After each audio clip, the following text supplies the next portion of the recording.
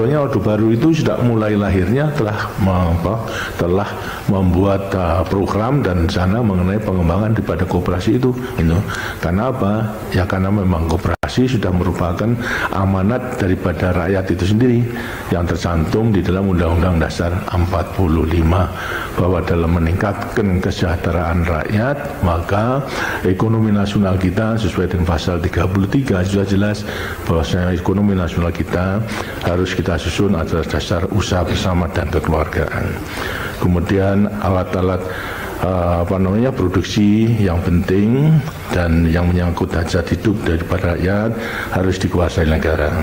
Air maupun juga bumi dan kekayaan yang terkandung di dalamnya harus dikuasai oleh negara. Untuk apa? Untuk sebesar-besarnya kemakmuran daripada rakyat Indonesia.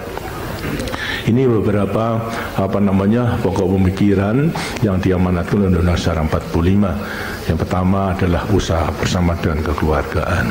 Kemudian alat produksi yang penting dan menyangkut hajat hidup daripada rakyat termasuk air, bumi dan kekayaan dikuasai oleh negara. Untuk apa? Sebesar-besar kemampuan rakyat. Yang diperhatikan adalah memang sebesar-besar daripada kemakmuran rakyat.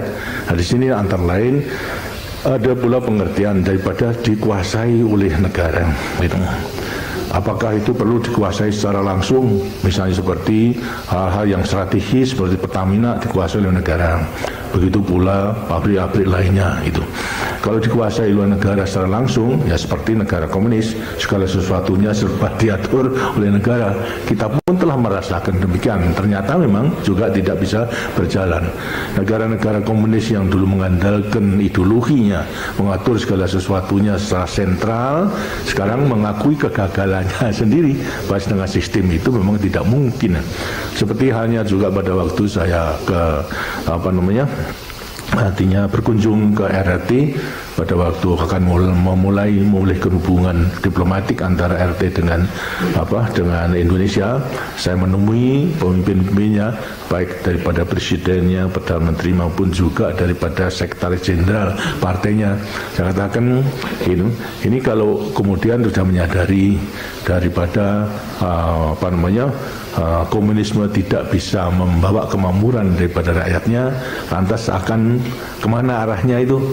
Saya tanyakan. Kemudian terus terang beliau itu adalah menyampaikan pengakuan kegagalannya. Terus segala sesuatu yang diatur secara sentral dikuasai oleh partai itu ternyata memang tidak bisa membawa hasil, justru daripada sebaliknya. Karena mereka mengatakan merupakan polisi yang daripada partai komunis. Mengatakan polisi itu kebijaksanaan kuali besar, mengatakan. Karena apa? Daripada semua itu diperlakukan sama. Segala sesuatunya diatur, makannya diatur, lantas masaknya pun juga dalam kuali yang besar. Kemudian masing-masing dapat satu mangkok. Yang bekerja ya rajin ya satu mangkok, yang malas juga satu mangkok. Itu akhirnya kemudian menyadari bahwasanya tidak membawa kenaikan produksi yang tinggi, justru merosot. Karena yang tadinya kerja keras, ya buat apa kerja keras yang bisa sama satu mangkok saja itu. Sehingga kemudian melakukan ini gagal total. Karena itu tidak mungkin. Tapi saya katakan lantas kemana arahnya itu? Setelah itu gagal.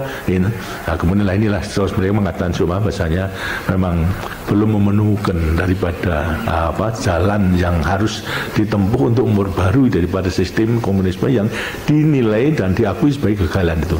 Dia terus terang mengatakan sementara sekarang terpaksa satu negara itu mengambil dua sistem, ialah sistem bukan komunisme pure komunisme tapi adalah sosialisme yang disesuaikan dengan adat istiadat dan juga daripada kebudayaan Cina katanya. Kemudian yang kedua adalah terus terang aja ini mengambil sistem yang dulu kita tentang, kita musuhi, ya sistem kapitalisme. Ini yang kemudian diakui, sehingga demikian terpaksa satu negara sementara mengambil dua sistem. Memang kelihatan bahasanya Cina itu adalah bentuk daripada mengeterapkan kapitalisme, mulai daripada pantai utara sampai selatan itu dibentuk kantong-kantong daripada pembangunan kawasan industri. Itu pure melaksanakan sistem kapitalisme seperti di Hong Kong. Terus Hong Kong itu kemudian dibangun daripada utara. Nah, itu lantas pengakuannya demikian, sehingga ternyata memang dengan demikian memang pertumbuhan daripada Cina sangat pesat sekali pada akhir-akhir ini. Sedangkan daripada di pedalaman yang di luar daripada kantong-kantong tadi masih menggunakan sistem sosialisme tadi dirubah. Ya apa? Yang tadinya semua produksi itu diambil oleh negara, sekarang diberikan 70% itu kepada rakyat, 30% saja diambil negara. Yang 70% ini kemudian lantas sekarang diperkenankan untuk mencukupi kebutuhan hidupnya, untuk membeli pakaian, untuk membeli perumahan, dan membeli apa kebutuhan daripada hidup. Berarti lantas dengan demikian ada iming-imingan, itu ada kegairahan daripada petani karena bekerja keras akan memperoleh 70% tadi.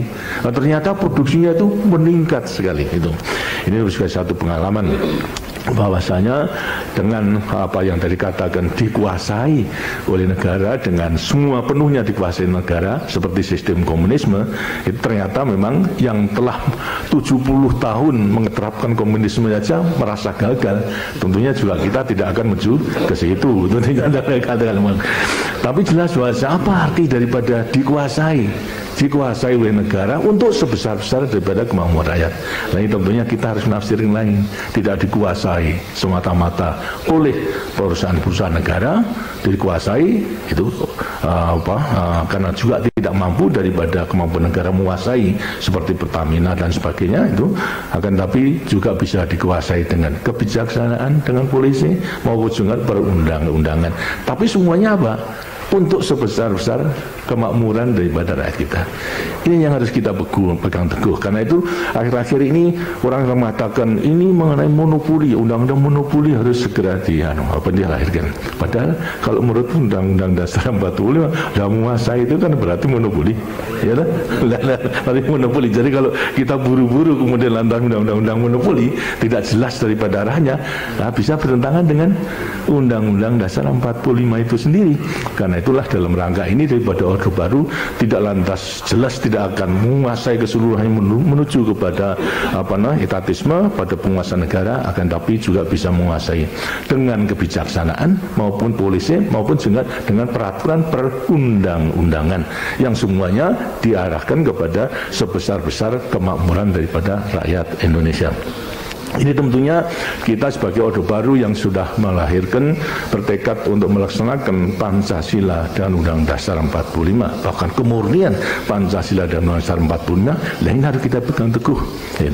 Sedangkan dalam rangka penjelasan daripada pasal 33 itu jelas mengatakan bahasanya segala pokok-pokok pemikiran di dalam pasal 33 itu merupakan landasan dasar daripada demokrasi ekonomi.